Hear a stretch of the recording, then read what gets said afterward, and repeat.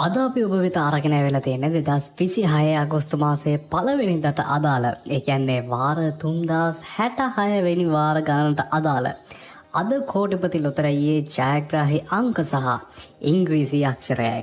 ප්‍රථමයෙන්ම ඔබට ජයග්‍රාහී දිනයක් වේයයි ප්‍රාර්ථනා කරමින් අද දිනයට අදාළ අංක වෙත අපි යොමු වෙමු. අද දිනේ අපේ පළවෙනි අංකය තමයි අංක 38.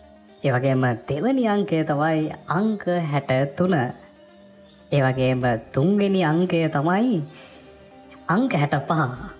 ඒ වගේම අංක 66 හතරවෙනි අංකය ලෙස අද දවසේ තෝරා තියෙනවා.